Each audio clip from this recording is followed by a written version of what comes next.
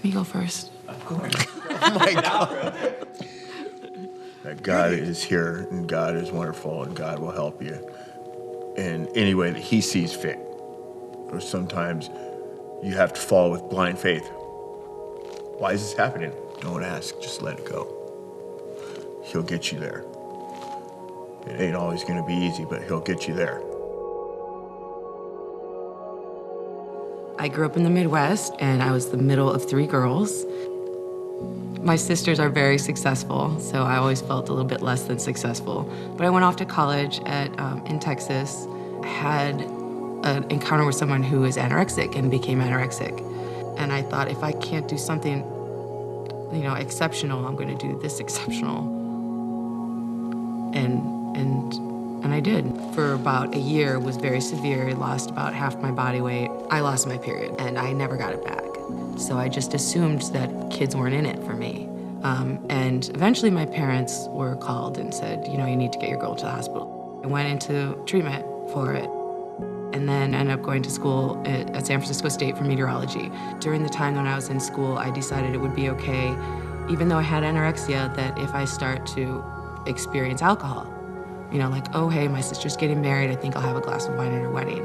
The drinking got out of the control, and I got a job in North Dakota and kind of drank myself into misery. Spent all of my money on hospitals. I ended up having surgery and never really recovered from it. I'm a 35, 38-year-old sinking deeper, and I couldn't figure out how to get out of it. But my grandma decided that the best thing for me would be to come back here to them. So she paid for the movers, and my parents came, paid all my bills that I hadn't paid, and drove me back. And it was miserable. It was freaking miserable, and I went through a lot. I went through relapse, I went through another program, and I prayed. I remember praying, and I remember crying a lot. And all of a sudden one day, a friend of mine who had been my roommate in this sober house called me and said, hey, the woman that I'm renting a room from has another room. Do you want to rent it? And I cried. I was standing outside Panera, and I'm like, yes. And I found out that Lorene, who I was renting this room from, had a son. And she said, don't worry about my son. He's in jail. And I was like, oh, okay. And then there came the day when she's like, well, Brian's coming out of jail, and he's going to come back here. And I'm like, oh, okay. So when I came back home from jail, and I met her, and we befriended each other. And as it turns out, Brian hates drinking.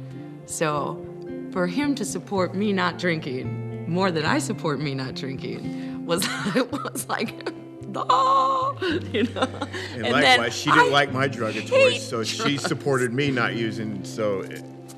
It's like they say, don't get together with an addict. Well, if your addict hates the other addict's problem, then it's probably a good thing. We started realizing that, we were flirting a little bit more. We wanted to see where it went. And I remember when your mom sat us down and said, what's going on? And we said, we're kind of wanting to see where this goes. We like hanging out. And we do things besides be miserable and use. And she just thought it was the worst thing in the world.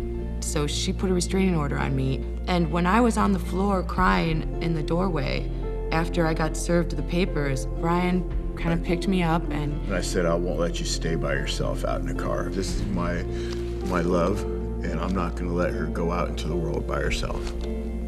Brian knew how to live on the streets. Having to work through our differences in the car, without a bathroom, trying to get to our jobs. And we fought a lot, because it's not easy. And that's when we first found Three Crosses. We loved this place. We loved coming here, getting showers and food and warmth and a friendly smile and the frickin' bathroom and no frickin', okay, love. And in May, about 9 months ago, we found a beautiful place in San Pablo to rent from. And what we did know was that I was having a lot of health problems. I was vomiting, I was not feeling good a lot of the time. I was really emotional, I wasn't happy. She started getting a little big in the upper upper stomach area, and we thought it might have been cancerous.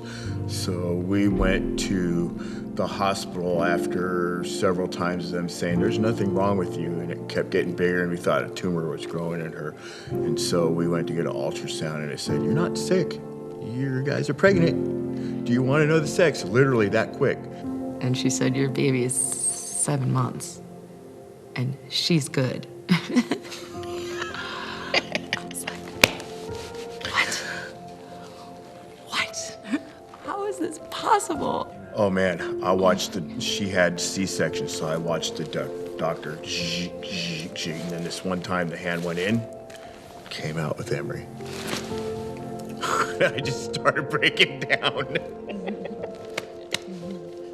Oh my God, I have a daughter. Oh my gosh. I felt like I wasn't worth it the whole time. We weren't worthy of being parents.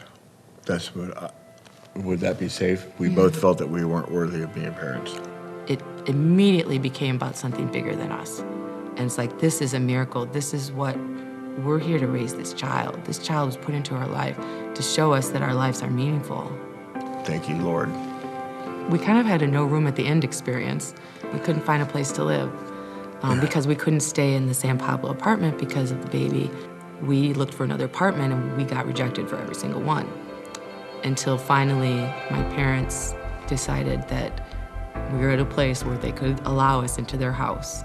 Right. And so we've been there for 4 months, and they've had a chance to be with Emery and be her grandparents, and so is his mom, and get the blessings that she's, giving to all of us. She's just given all of us this hope. If I could say anything of value, it's to remind people that everyone's on a path. They may not just see it at the moment.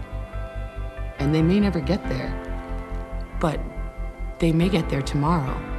We're not perfect, and we don't know what to do.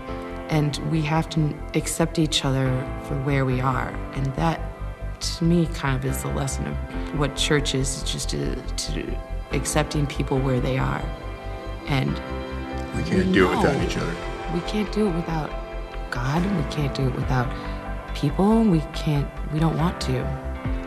So we're in it for the ride. We need to grow up here. We need to grow up. We need to grow with God here.